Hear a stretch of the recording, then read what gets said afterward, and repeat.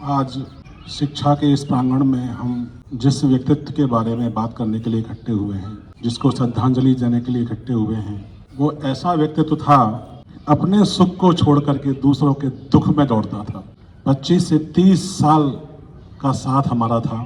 उसमें 4 साल तो ऐसे थे हमारे बीच में, सुबह से लेके शाम हो, रात हो, दोपहर हो, किस वक्त हम लोग साथ साथ रहेंगे, कब हमें उठना है, कब सोना है, ये हमें भी पता नहीं था। गायों की जान बचाने के लिए एक चिकित्सालय टाइप का हमने खोला था और उसमें हमारे साथ कंधे से कंधा मिला करके विजय जी हमारे साथ रहते थे। हमारे अंदर एक गलती है या कमी है या कुछ लापरवाही है कि हम थोड़ा सा सुबह को लेट उठते हैं, लेकिन वो ऐसा व्यक्तित्व था कि सुबह 5 बजे गौशाला पहुंच जाते थे। अपनी जान की बाजी लगा करके हम लोगों ने ना रात देखा ना दिन देखा, और ये जो एक भावना थी कि हमें गौ माता को बचाना है। कई बार ऐसा हुआ कि रात के 2 बजे 3 बजे हम लोग शस्त्र लेकर के और ट्रकों का पीछा कर रहे हैं और गाड़ियों को पकड़ रहे हैं। भाई साहब ने अपना अनुभव श्रद्धेय विजय जी के साथ जो बीता वो बताया।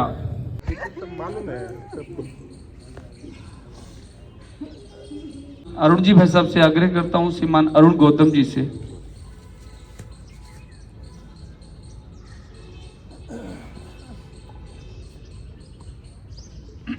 विषय में नहीं समझ पाए जो व्यक्ति पिछले, मैं बहुत ज़्यादा लंबा समय नहीं कहूँगा, एक बहुत छोटा उदाहरण है कि एक नगर पंचायत का ये इलेक्शन हुआ था और वो खड़े हो गए। मैंने उसको कहा था भाई तुम खड़े क्यों हो गए, हमारी स्थिति नहीं है, कुछ नहीं है। भाई साहब कोई ऐसा व्यक्ति कहे तो सही, या फिर मैं ये तो देखूं मेरे साथ कौन कौन है खड़ा है। तो जितने छोटे वंचित लोग थे उस बस्ती में वो इलेक्शन लड़े, किसी बड़े क्या नहीं गए, किसी बड़े ने वोट नहीं दिया हुआ, शायद मुझे तो उम्मीद नहीं है। ये बहुत छोटी निम्न इकाई थी कि इलेक्शन लड़ना ही क्यों था। जिस व्यक्ति पर पैसे नहीं, कुछ नहीं, नॉमिनेशन के पैसे नहीं, वो इलेक्शन लड़ने चला गया नगर पंचायत का। नहीं लड़ना चाहिए था, पर लड़े क्योंकि उन्होंने दिखाया कि छोटी इकाई से भी लड़ा जा सकता है। जैसे बताया था कि कार्य शाखा लगाई, बच्चों में लगाई, इसी तरीके से निम्न बस्तियों में, छोटी बस्तियों में हमारे लोगों में उन्होंने इलेक्शन लड़ा। अब जितने मिले वो विषय नहीं है। इसी तरीके से उनकी मोटरसाइकिल कैसे चलती थी सारे दिन, उसका तेल कहाँ से आता था, अपने घर का खर्चा कैसे चलता था। एक दुकान थी बहुत जरा सी, जिसमें मैं जानता हूँ कि 200 रुपये रोज नहीं आते होंगे। मैं कई बार बैठा उस दुकान पर, मैंने प्रयास किया कि तुम मेरे साथ जुड़ जाओ, पर जुड़ क्यों नहीं पाए कि उन पे समय नहीं था। कोई आ गया चल दिए, जब आज चले गए तो भाई जो रखेगा या जिसके साथ रहेंगे तो वो तो काम लेगा। ऐसे ही जिस दिन ये घटना घटी है उससे पहले वो मेरे पास गया, सुबह ही पहुंच गए 5 बजे 6 बजे, मैं आ रहा हूँ, आ जाओ। तो जब भी बुलाता था, जहाँ जाते थे वो मेरे पास आता था। और एक मेरे साथी और हैं छोटे भाई तिवारी, उनके पास गया, वो 2-3 लोगों से मिला। और जिस निम्न इस इतनी बड़ी बस्ती में जो आदमी क्रीम पाउडर के पैसे खर्च करता होगा, जो आदमी प्रेस के पैसे देता होगा, पेट्रोल में गाड़ियाँ, उतने पैसे में वो बराले में गुजारा करने के लिए गया। ये बस्ती उसको झेल नहीं सकी। मैं इस जगह पर 95 में बहुत उससे आया था। ऐसा नहीं है मैं किसी दबंगी वाली बात कर रहा हूँ, स्वाभिमान की बात कर रहा हूँ। स्वाभिमान की वजह से लड़ाई हुई। उस व्यक्ति ने अपना स्वाभिमान नहीं गिरा, अपना जमीन नहीं बेचा, कहीं निम्न स्तर से काम नहीं किया कहीं, और यहाँ इस बस्ती में उसको काम नहीं मिला। उसकी दुकान की आय बंद तो नहीं हुई, पर किसी ने ये नहीं कहा यार एक प्लांट में 20 हज़ार की नौकरी मिल सकती थी, किसी टाउन एरिया में मिल सकती थी, पर वो यहाँ से गया। जहाँ भी रहा, जहाँ भी रह रहे थे वो उस आय से गुजारा नहीं हो सकता था, केवल समय पास कर रहा था वो। मेरे हिसाब से भाई किसी की बनिए की दुकान पर 500 रुपये की दुकान कम से कोई आदमी मिलने वाला है आज की डेट में, पर 15,000 की न्यूनतम आय नहीं है। नगर पंचायत में कर्मचारी रखा जाते हैं कॉन्ट्रैक्ट पर, उसकी तनख्वाह 15,000 भी नहीं है। ऐसी स्थिति में अगर सही श्रद्धांजलि आप समझते हैं और अगर है तो उनके परिवार के साथ एकजुट खड़े हों, और ये लगे कि आप वो नहीं है तो हम सारे लोग उनके साथ खड़े हैं, यही उनके साथ श्रद्धांजलि होगी। और इसमें अगर कहीं मुझे भी जरूरत पड़े तो मैं आपके साथ, क्योंकि थोड़ा दूर से रहता हूँ, बबराला से आता हूँ, इसलिए मैं आपसे यही विनम्र निवेदन है, यही सच्ची श्रद्धांजलि है। मैं संजीव चौधरी, मैं भाई को नमन करता हूँ, बंदर। मेरे बहुत अच्छे मित्र थे। घटना तो इनके हर आदमी के साथ इन्होंने कुछ ना कुछ तो किया ही है, कोई बताया या ना बताया। जितने लोग यहाँ बैठे हैं, नगर के 80% लोगों के साथ में विजय शर्मा जी ने कुछ ना कुछ किया है, या वो बताए या ना बताए। यहाँ जो लोग बैठे हैं वो भी शायद जानते होंगे इस बात को। मेरे साथ तो कितनी घटना रही है उनके लिए। एक बार ऐसा हुआ था हमारे वाल्मीकि समाज में, उधर कोई केरल के एक टीचर थे, वो यहाँ वाल्मीकि समाज को मिशनरी से जोड़ रहे थे। मेरे को मालूम पड़ा, मैं उस टीचर के पीछे लगा। उसकी घरवाली भी थी और लोहिया कॉन्वेंट में वो दोनों पढ़ाते थे। हरवीर भाई साहब घर से मैं निकला, मैंने नगर में कई लोगों को फोन किया, विजय भैया को भी फोन किया। विजय भैया 20 मिनट में मेरे पास पहुंच गए, बाकी कोई दूसरा आदमी नहीं पहुंचा। हम दोनों ही अंदर घुसे तो उसने हमारे वाल्मीकि समाज की महिलाएं और कुछ आदमी इकट्ठा कर रखे वहाँ, वो उनको धर्म परिवर्तन के विषय में बात कर रहा। हमने पुलिस बुलाई दोनों ने, फिर थाने लेके पहुंचे। उसके बाद में हमारे कांत भैया भी वहाँ पहुंचे। तो वो तो एक ऐसे व्यक्ति थे कि उनके विषय में जितना कहा जाए उतना कम है। एक हमारे पड़ोस के गाँव में एक बार ऐसा हुआ, एक लड़की को एक विधर्मी भगा ले गया। विधर्मी, उसके 3 बच्चे थे और वो लड़की यहाँ पकड़ के थाने में लाई गई। मैं और विजय भैया पूरी रात थाने में बैठे रहे। लड़की किसी बात को मानने के लिए तैयार नहीं। 2 दिन थाने में हम लगातार रहे और उस लड़के को फिर हमने जेल भिजवाया और लड़की को वापस उसके घर भिजवाया। घर जाकर के फिर हम लगातार 3-4 दिन उसके घर लगातार गए और वहां जाकर के फिर हमने कहा कि लड़की उसके पिताजी से, मम्मी से, कि अब इसकी शादी कर दो। तो विजय भाई की तो बात एक अलग थी, वो अब यहाँ नहीं है हमारे बीच में, लेकिन उनकी यादें हैं। उनके परिवार के लिए मैं ये कहना चाहूंगा, मैं जिस लायक हूं, जब तक हूं, मैं हर वक्त उनके लिए तैयार हूं। जिस लायक हूं मैं हर वक्त हूं। मेरे से बालक या भैया किसी भी बात के लिए कभी भी बेधड़क कह सकते हैं। जब मैं 2010 में नरोरा आया तो एक गायत्री परिवार का हमने कार्यक्रम किया था नरोरा टाउनशिप में, मंदिर में।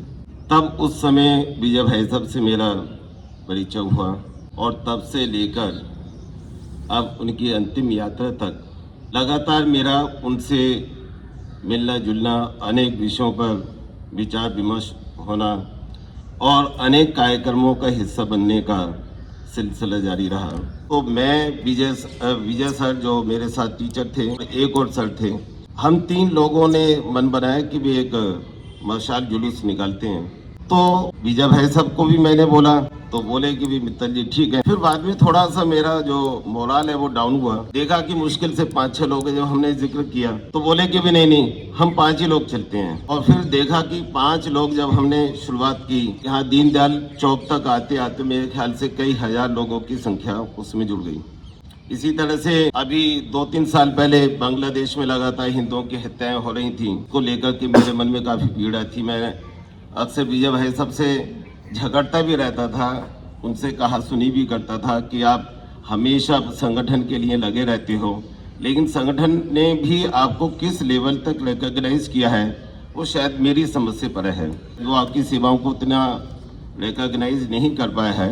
आपको भी अपनी पहचान संगठन के अंदर भी बनानी पड़ेगी। तो उसमें भी जो राजनीतिक बाध्यताएं किसी की भी रही हों, यानी व्यक्ति, समाज या अपने धर्म के प्रति जो भी चिंतन था या जो भी दर्द था उसके लिए जीते रहे।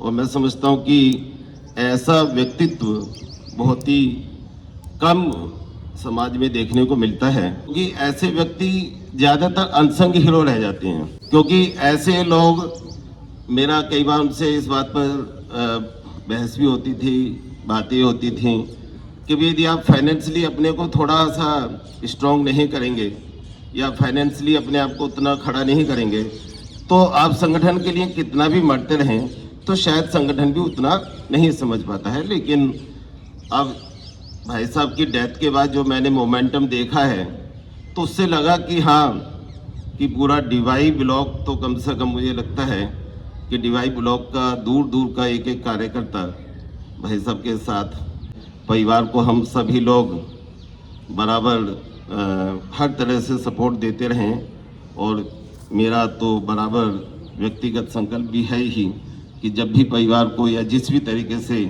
ज़रूरत होगी तो उस तरीके से हम लोग मदद करने की कोशिश करेंगे। निःशब्द हूँ इस व्यक्ति के विषय में क्या हूँ।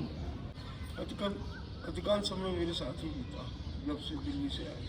उस वाटिका में अनेक प्रकार के पुष्प विकसित होते हैं। किसी में गंध है तो सहजता है तो सरलता नहीं। एक पुष्प ऐसा था, सभी गुण इसमें विद्यमान थे और एक विषय नहीं छोड़ा जहाँ इसकी उपस्थिति नहीं होती थी। सब लोग कह चुके बताना को जरूर।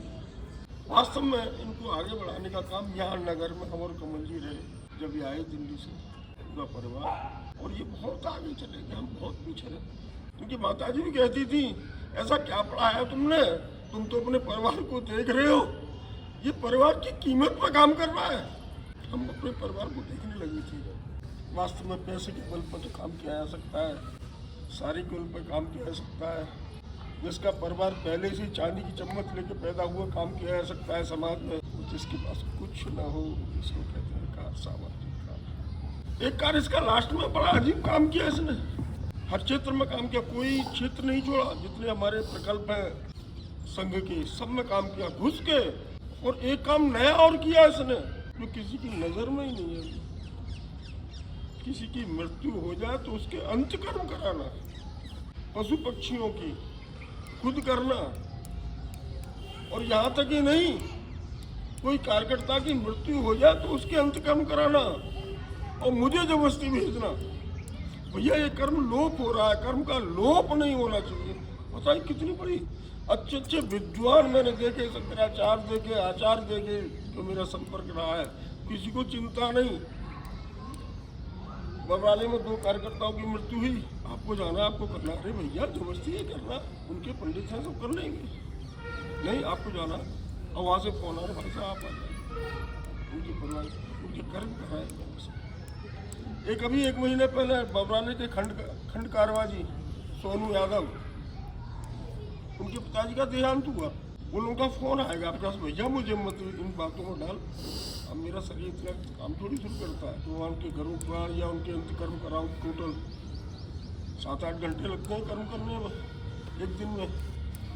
और 12 दिन के कृत्य हैं, उसका कराया, नहीं मारा जबरदस्ती। फिर भी लोग हो रहा है, वो जानते नहीं है लोग, कैसे लोग जानेंगे।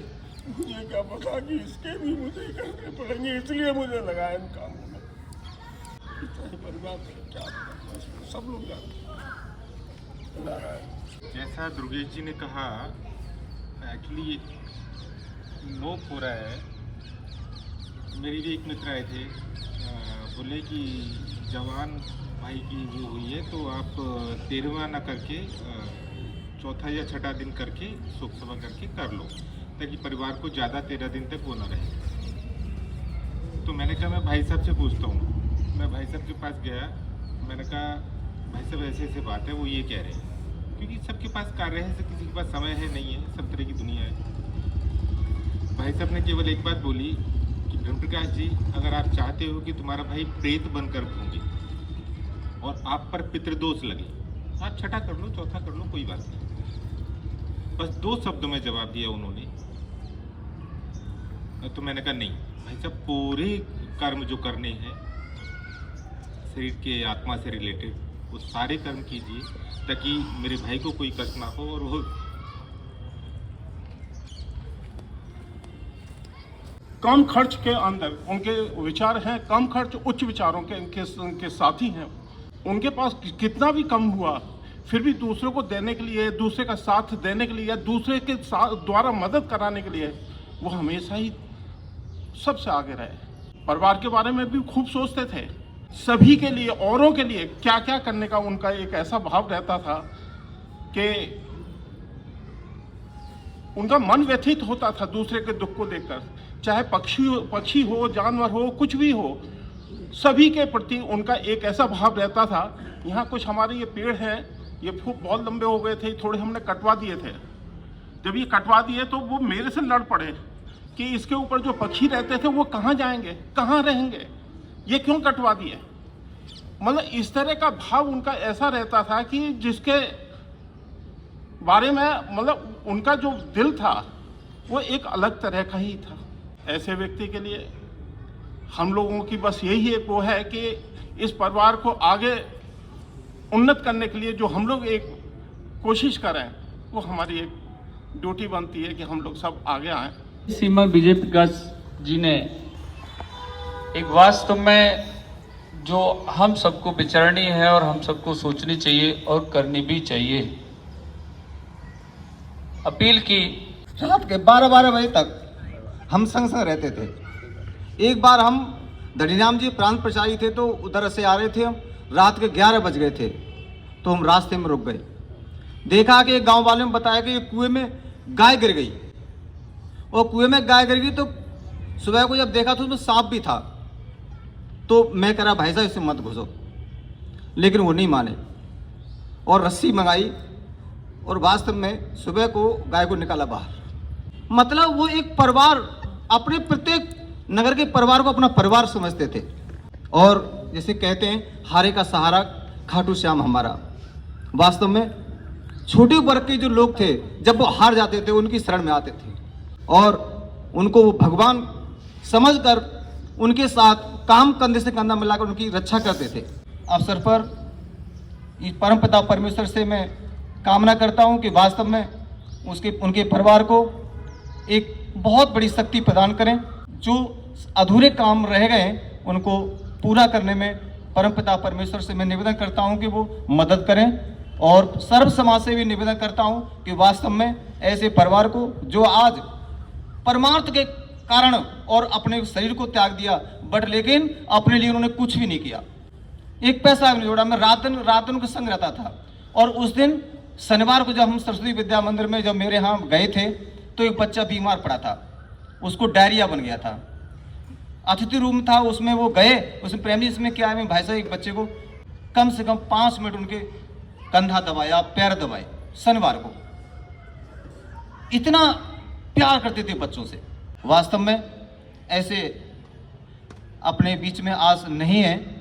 मैं सच्ची आत्माओं से उनको श्रद्धांजलि अर्पित करता हूं और सर्व समाज से भी निवेदन करता हूं कि वास्तव में उसके परिवार को सहायता मदद करें। हम उनका परिवार का ध्यान रखें और जब जब ज़रूरत पड़े, जहां भी हमारी ज़रूरत हो, हम वहां खड़े हों। क्या करना है क्या नहीं करना है, समाज की सेवा कैसे हो सकती है। 1-2 घटनाएं हैं। एक बार मैं विद्यालय से आ रहा था तो मुझे मिल गए रास्ते में, मैं चप्पल भी नहीं थी। मैंने पूछा भाई साहब ऐसे कैसे? बोले ले कुछ नहीं छोड़ो तुम। मैंने बैठो मेरे साथ। बोले नहीं मैं पैदल ले आऊँगा। मैं तो फिर चप्पल क्यों नहीं है आपके पैर में? तो उन्होंने बताया कि कोई वृद्ध थे जिनके पास जूते चप्पल नहीं होंगे, अपनी चप्पल उनको दिया है। मैंने कहा चलो तो मेरे साथ बैठो, मैं ले लेंगे अभी दुकान पर से। बोले नहीं तुम जाओ, मैं पैदल आऊँगा। विजय जी को श्रद्धांजलि देता हूँ। विजय जी को मैं 1997 से जानता था। जब मैं नरोरा में आया था पहली बार मेरे घर से 4 लोगों के नाम मिले थे, जिसमें विजय जी का परिवार भी था। विजय जी भोजगढ़ी के रहने वाले थे, मेरी बुआ जी भोजगढ़ी में थी। तो मैं विजय जी के घर गया था। विजय जी मेरे से 4-5 साल छोटे ज़रूर थे, लेकिन जब से मेरा विजय जी के परिवार से लिंक था। उसके बाद में विजय जी को 2019 में मैंने संघ ज्वाइन किया है, तब से विजय जी को मैं जानता था। लगातार शाखा में आते थे। उस दिन जिस दिन ये हुआ है, यहीं पे संडे का दिन था, संख्या थोड़ी ज़्यादा थी। विजय जी को कहा गया था भाई विजय जी आप एक गढ़ को संभालिएगा। 18 की संख्या छोटे बच्चों की थी, 18 से ज़्यादा की संख्या बड़े बच्चों की थी। यहीं पे जहाँ पे विजय जी बैठे हैं, यहीं पे इन्होंने गढ़ लिया था। मुझे तो आज भी लगता है कि मोटरसाइकिल से विजय जी डेली शाखा में आते थे 5-10 मिनट के लिए। मुझे तो आज भी लगा, आज भी ऐसी कंडीशन थी कि 2 ही लोग थे बड़े, बाकी संख्या आज भी 34 थी। तो आज ही मुझे लगा कि विजय जी आएंगे, इसको संभालेंगे। अभी जैसे ही संजय जी ने ये लगाया यहाँ पे, मुझे लगा कि विजय जी यहाँ बैठे हैं, सारे लोग बच्चे यहाँ पे बैठे हैं। बच्चों को सुबह सूचना दी गई कि सही ऐसा कुछ हो गया है। सारे बच्चे एक साथ रोने लगे, उनको संभालना मुश्किल पड़ गया। ऐसे विजय जी के लिए जितना भी हम लोग मदद कर सकते हैं करेंगे। संघ परिवार जो है पूरा, जैसे हम लोगों को बताया गया है कि विजय जी के परिवार को सारा कुछ हम लोगों को देखना है। श्रद्धेय विजय जी, श्रद्धेय विजय जी, भारत माता की जय। मैं भी उनके लिए पुष्पांजलि अर्पित करते हुए और बाद में शांति पाठ होगा, जिसके लिए हमारे कमल जी हमारे बीच में हैं, वो शांति पाठ कराएंगे। धन्यवाद देना चाहता हूँ कि आप सब यहाँ हैं। यूँ तो पापा की बहुत सारी यादें हैं मेरे साथ, जिसमें से एक बहुत सुनहरी याद यहाँ अभी बन रही है। एक ही चीज़ मुझे लगती है कि अगर वो केवल अपने परिवार की ओर देखते तो शायद आज इस अनहोनी की घटना में हम एक परिवार हो, केवल वो छोटा सा परिवार होता, पर आज वो मुझे इतना बड़ा परिवार दे करके गए, जिसमें मुझे कई लोग पिता स्वरूप में, कई लोग बड़े भाई रूप में हैं। तो मेरी बस यही कोशिश रहेगी कि मैं उनके इस महान व्यक्तित्व की कुछ चीज़ें अपने चरित्र में उतार पाऊँ और उनसे सीख करके वैसे ही चल पाऊँ जिस प्रकार से वो चले हैं। धन्यवाद। ओम पूर्णमिदः पूर्णमिदं पूर्णात् पूर्णमुदच्यते पूर्णस्य पूर्णमादाय पूर्णमेवावशिष्यते। ओम शांति शांति शांति। शोक सभा हो चुकी है दोस्तों, रिद्धि आ रही है मामा जी को लेके। अब जाएंगे घर। Thank you so much for watching the blog.